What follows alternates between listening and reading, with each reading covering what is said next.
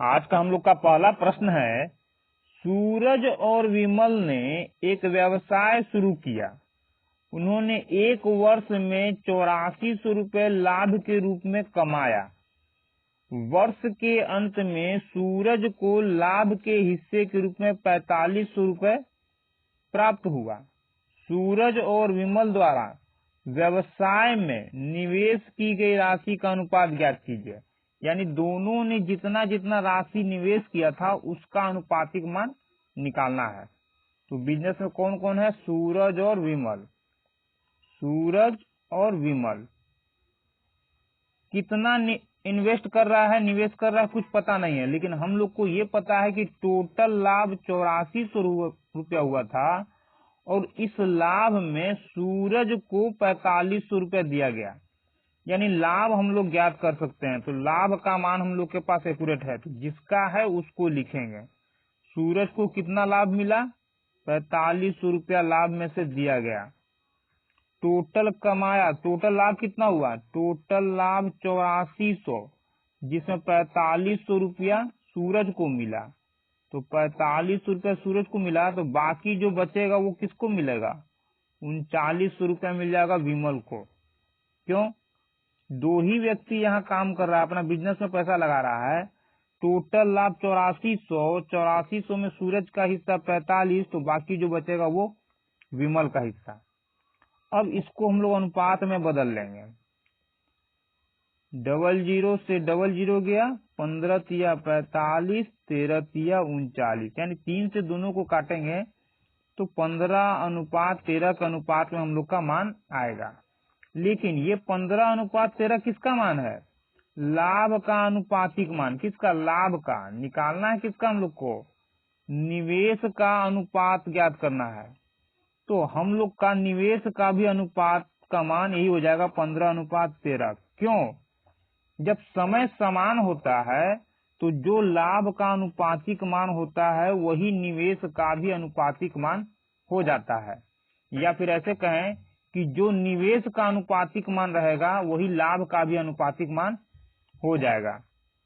ऐसा इसलिए क्योंकि समय समान है। अगर समय अलग हो जाएगा, समय सबका अलग अलग देगा। जैसे यहाँ सूरज का समय अलग देता है कि सूरज ने अपना पूंजी कुछ समय के लिए लगाया, विमल ने किसी और समय के लिए लगाया, यानी दोनों का समय जब मैच नहीं करता तब ये जो लाभ का अनुपातिक मान है वो क्या होता? पूंजी का अनुपातिक मान नहीं होता। समय समान होने पर लाभ का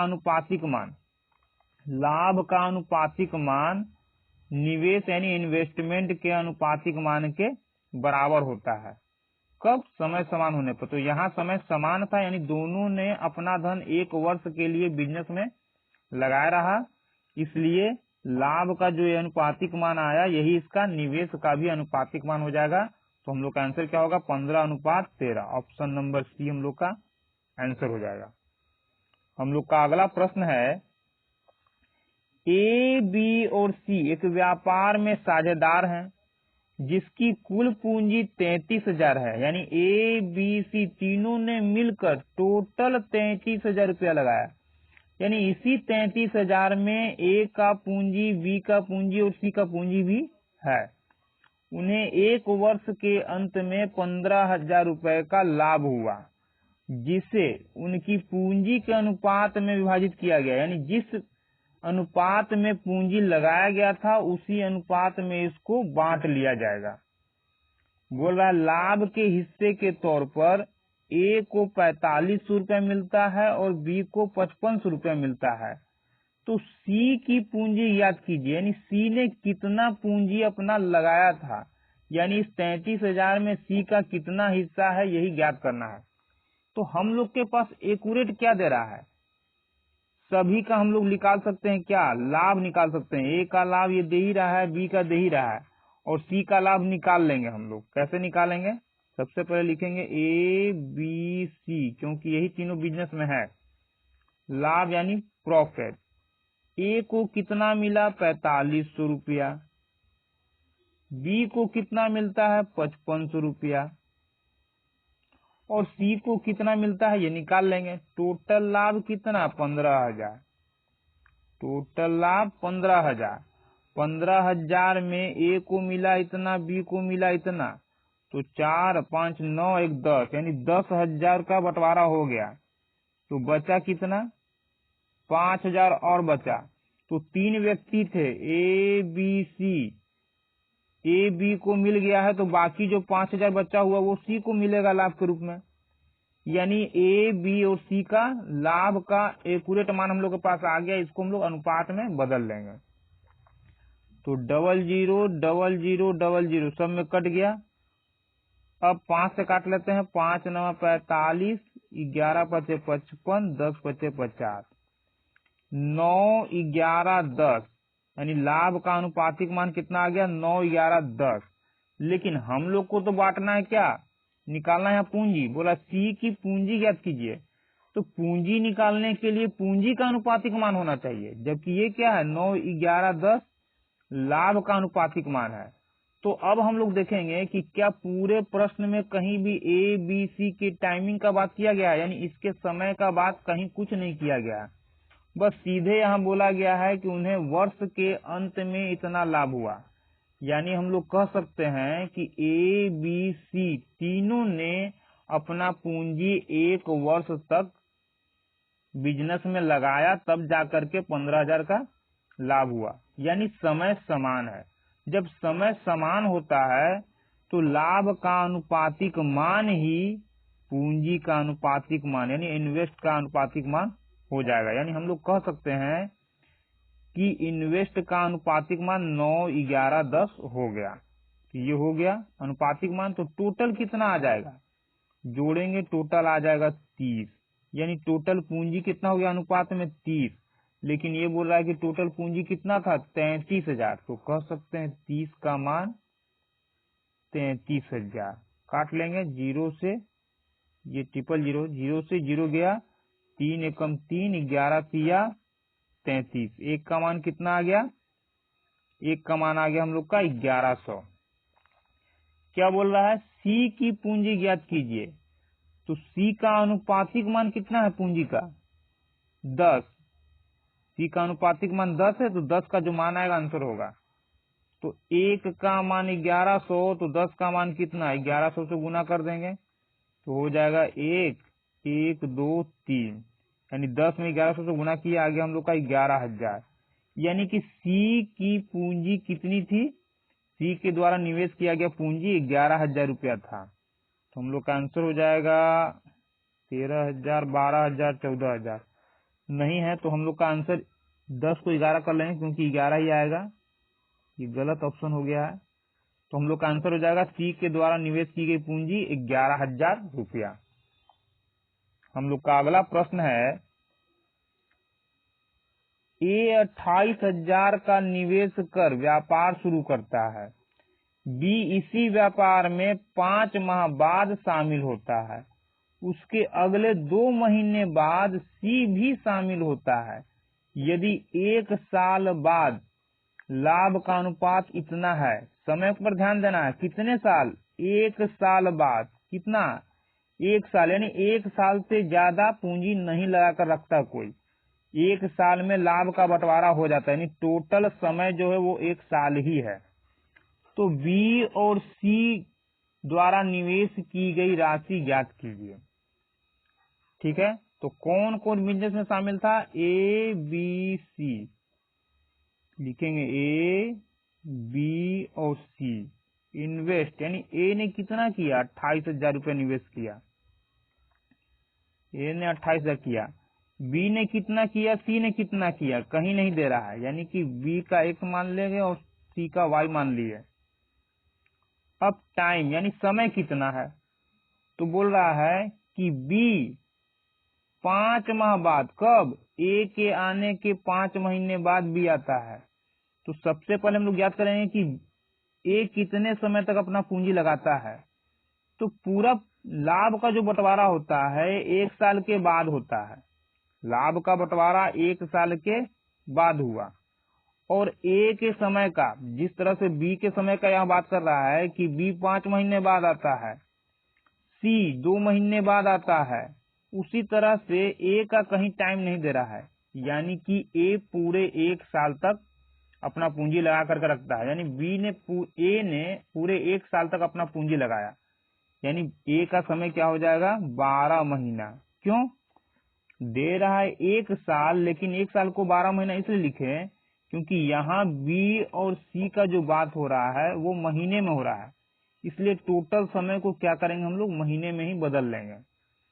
तो अब कहेंगे हम लोग कि ए ने अपना पूरा पूंजी 12 महीने तक लगाया, तो बी ने कितना महीने तक लगाया, क्या बोल रहा है, ए जब निवेश किया व्यापार में अपना पूंजी, तो बी इसी व्यापार में 5 माह बाद आता है, यानी ए के आने के बाद 5 महीने बाद, तो ए पूरे समय तक यानी 12 महीने तक अपना पूंजी लगाता है, इसके 5 महीने बाद ये आता है, यानी 5 महीना घटा देंगे तो कितना आया 7, तो बी ने कितना समय तक पूंजी लगाया, सिर्फ 7 महीने तक।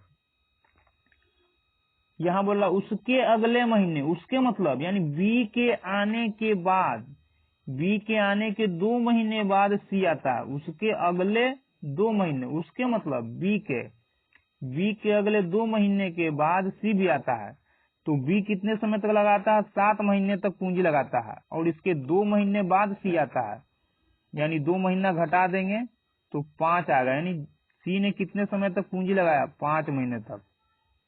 जितने समय के बाद जो आएगा उतना समय उसमें से हम लोग घटा देंगे, तो बी के 2 महीने बाद आया सी, इसलिए बी के समय से 2 महीना घटा देंगे, जो आएगा वही सी का समय होगा।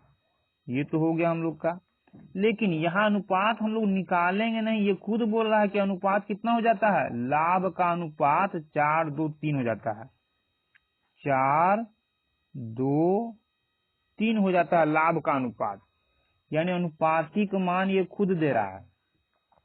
जबकि हम लोग जानते हैं कि लाभ बराबर क्या होता है, लाभ बराबर इन्वेस्टमेंट इनटू टाइम होता है, लाभ बराबर इन्वेस्टमेंट इनटू टाइम होता है, यानी कह सकते हैं कि यहाँ इस 4 का मान कितना हो जाएगा, ये हम लोग का अनुपातिक मान है, जबकि ये क्या है, ये एक्यूरेट मान है, ये एक्यूरेट मान है, तो P यानी प्रॉफिट बराबर इन्वेस्टमेंट इनटू टाइम, तो P तो हम लोग का 4 है, यानी अनुपात में P का मान 4 है, लेकिन ये कितना बोल रहा है, P का मान कितना होता है इन्वेस्टमेंट इनटू टाइम, तो इन्वेस्टमेंट कितना है 2800, तो 28,000 इंटू टाइम कितना है 12 महीना, ये क्या है 4 है अनुपात में, तो 1 का मान ज्ञात करेंगे हम लोग, तो 4 एकम 4, 4 सत्ते 28, 1 2 3 कितना आ जाएगा 12 सत्ते 72, 12 सत्ते 84, कितना आ जाएगा, 1 का मान 84,000 क्या रुपया। निकालना क्या है, बी और सी द्वारा निवेश की गई पूंजी का मान निकालना है, तो पूंजी क्या है, बी का यहाँ है और सी का यहाँ है, ठीक, तो क्या हो जाएगा हम लोग का, इसको यदि गुना करेंगे तो ये आएगा, सबसे पहले 2 का मान ज्ञात कर लेते हैं, तो 2 का मान कितना हो जाएगा, 1 का मान 84,000, तो 2 का मान कितना, तो इसमें हम लोग 84,000 से गुना कर लेंगे,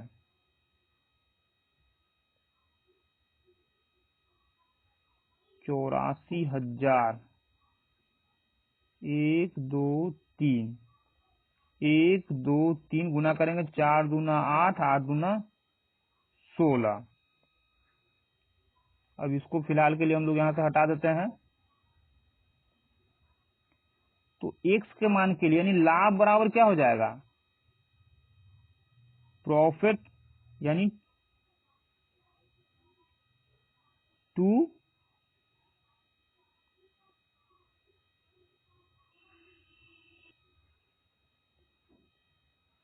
प्रॉफिट तो हम लोग का कितना आ गया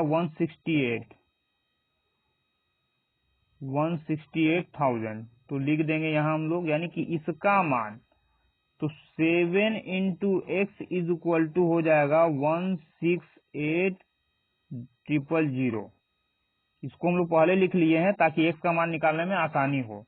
तो investment into time is equal to profit, तो हम लोग का बी का कितना आ गया है, बी का लाभ आ गया है 1,68,000 और लाभ बराबर होता है इन्वेस्टमेंट इंटू टाइम, तो यानी कि x में 7 से करेंगे 7x, काट देंगे 7 से, तो 7 दूना 14, 7 चौक 28, 1 2 3। x का मान कितना आ गया 24,000। x किसका था? x b के द्वारा निवेश की गई पूंजी का मान है। अब पूरे प्रश्न में हम लोग देखेंगे कि b का कौन है। सबसे पहले जो दे रहा होगा वो b का ही मान होगा, क्योंकि b पहले पूछा है। तो b का मान कितना होना चाहिए 24,000, तो b का मान यहाँ 24,000 ऑप्शन नंबर फर्स्ट में ही है। किसी और में 24,000 नहीं है, यहाँ नहीं है, यहाँ नहीं, यहाँ नहीं है। यानी कि सीधा सीधा हम लोग कह सकते हैं कि हम लोग का क्या हो जाएगा, b का मान यानी b के द्वारा निवेश की गई पूंजी का मान 24,000 और c का बिना निकाले बोल सकते हैं कि 50,400 होगा। और नहीं तो फिर यहाँ हम लोग को निकालना पड़ जाएगा। निकालेंगे तो थोड़ा लेंदी हो जाएगा। कैसे?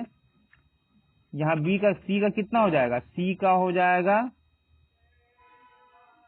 5 इंटू वाई बराबर 1 का मान कितना आया 84, तो यहाँ तो 3 है।